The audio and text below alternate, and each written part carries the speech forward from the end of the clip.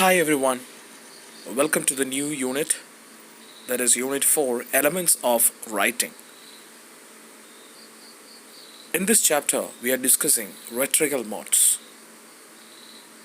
We have already discussed the different modes, rhetorical modes in writing, and they are narration, description, illustration, argumentation, comparison and contrast, cause and effect, definition, process analysis, classification and division.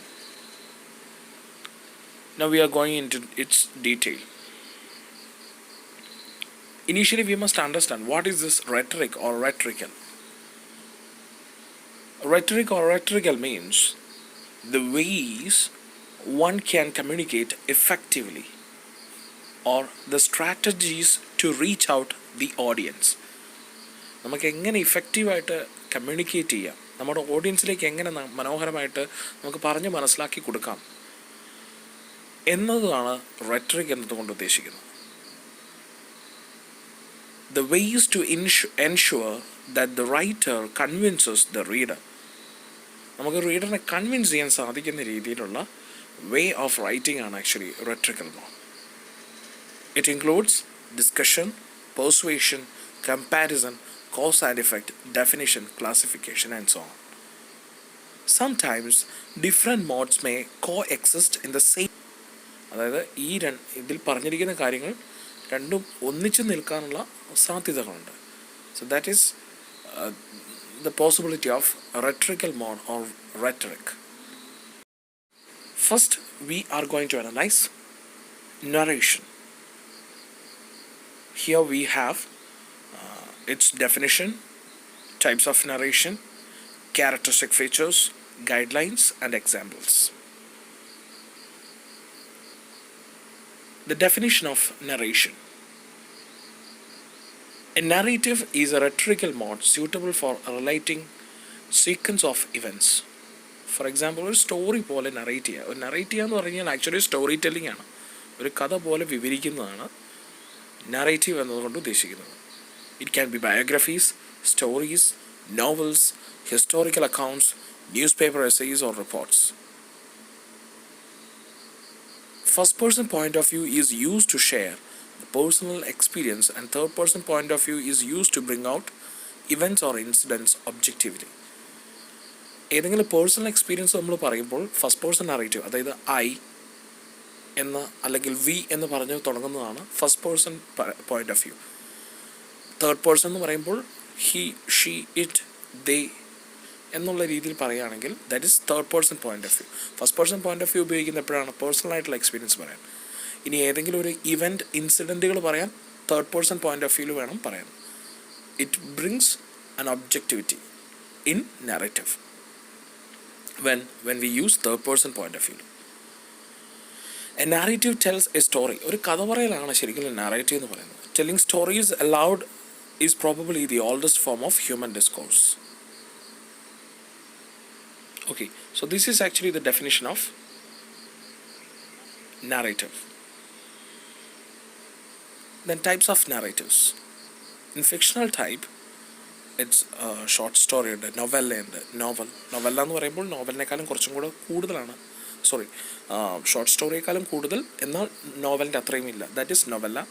And novel, folklore, orature തുടങ്ങിയതെല്ലാം fictional types ആണ്. ഇനി non fictional types ഉണ്ട്.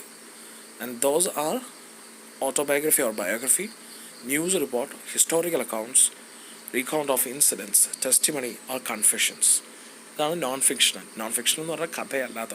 ഓട്ടോബയോഗ്രഫിയൊക്കെ കൂടുതലും സത്യമുള്ള കാര്യങ്ങളായിരിക്കും.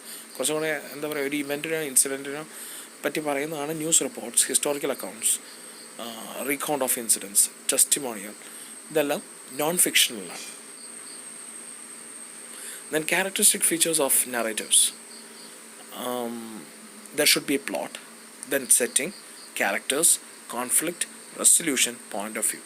ഇതാണ് നാരേറ്റീവിൻ്റെ characteristic features എന്ന് പറഞ്ഞത്. There should be A plot എന്ന് പറഞ്ഞു കഴിഞ്ഞാൽ the events narrated in A sequential order, അതായത് ഒരു ഓർഡറിൽ കാര്യങ്ങളെല്ലാം പറയുന്നു.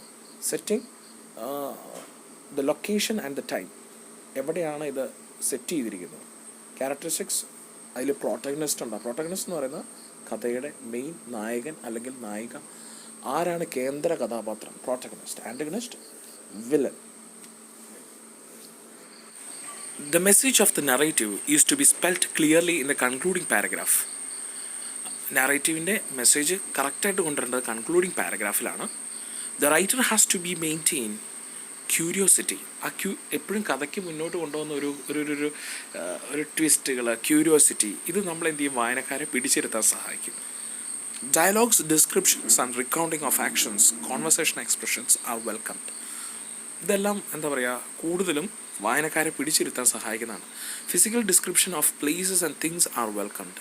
അതായത് നമുക്ക് എന്താ പറയുക, ഇപ്പോൾ ഫോർ എക്സാമ്പിൾ ബഷീറിൻ്റെ കഥകൾ വായിക്കുമ്പോൾ അല്ലെങ്കിൽ നമുക്ക് ചില നോവലുകൾ വായിക്കുമ്പോൾ നമുക്ക് ആ പ്രദേശത്തെ നമ്മൾ അത്രത്തോളം നമ്മുടെ ഹൃദയത്തോട് ചേർത്ത് വെക്കുന്നതാണ്. അതിൻ്റെ കാരണം എന്താണെന്ന് വെച്ച് കഴിഞ്ഞാൽ the very descriptions of the space or the place that is mentioned in the particular story. അത് തന്നെയാണ് നമ്മളെ പിടിച്ചിരുത്തുന്നതിൻ്റെ കാരണം. And the next one is climax and resolution are to be എന്താ പറയുക, made more wonderful, fabulous. Climax, ഞാൻ പറഞ്ഞു, ഒരു സിനിമയുടെ എപ്പോഴും നമ്മളെ എന്താ പറയുക, സിനിമേനെ ഏറ്റവും കൂടുതൽ ഹൈപ്പിലേക്ക് എത്തിക്കുന്നത് അതിൻ്റെ ക്ലൈമാക്സ് ആണ്.